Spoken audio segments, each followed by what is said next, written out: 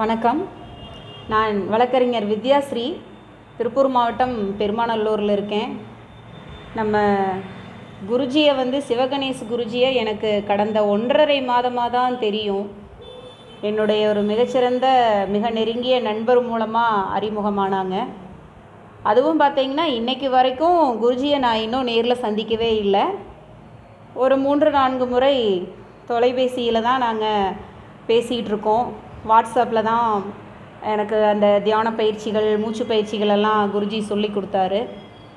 மேலும் உணவு முறைகளை பற்றி பார்த்தீங்க அப்படின்னா, நாங்கள் அன்றாடம் இதுவரைக்கும் ஃபாலோ பண்ணிட்டு வந்த உணவு முறைக்கும் குருஜி எதேச்சியாக கேட்டார், ஒரு 21 நாள் உங்களால் இந்த உணவு முறையில் மாற்றம் கொண்டு வர முடியுமாம்மா, முடிஞ்சால் ட்ரை பண்ணி பாருங்கள், கண்டிப்பாக பெஸ்ட் ரிசல்ட் கிடைக்கும் அப்படின்னு சொன்னார். பட் குருஜியினுடைய வார்த்தைகளுக்கு மதிப்பு கொடுத்து நானும் என்னுடைய உணவு பழக்கத்தை மாற்றினதில் மிகச்சிறந்த ரிசல்ட் கிடைச்சிது எனக்கு.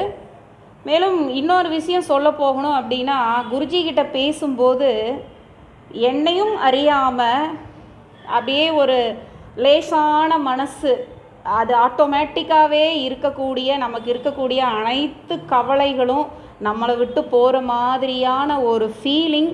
அதை ஃபீலிங்னு நான் சொல்ல மாட்டேன், நிஜமாகவே எனக்கு அந்த ஒரு உணர்வு ஏற்பட்டது. இன்றைக்கி வரைக்கும் எனக்கு என்ன ஆச்சரியம் அப்படின்னா, ஒரு முகம் தெரியாத ஒரு மனிதர், நமக்கு அறிமுகம் இல்லாத ஒரு நபர், அடுத்தவங்களுடைய முன்னேற்றத்திலையும் அடுத்தவங்களுடைய உடல் நலத்திலையும் இவ்வளோ தூரம் அக்கறை எடுத்து எந்த பிரதிபலனையும் எதிர்பார்க்காம ஒருத்தருக்கு நல்லது செய்கிற மனசு அப்படிங்கிறது யாருக்குமே கிடைக்காது. இன்னொரு விஷயம் பார்த்தீங்க அப்படின்னா, அந்த இயற்கையோடு இணைந்து வாழ்தல் அப்படிங்கிறது கடவுள் ஆல்ரெடி எல்லாருக்குமே கொடுத்து வச்சுருக்காரு. பட் அதை ஃபாலோ பண்ணுறதுக்கான வாய்ப்பு அனைவருக்குமே கிடைக்குமா அப்படின்னா கண்டிப்பாக கிடைக்காது.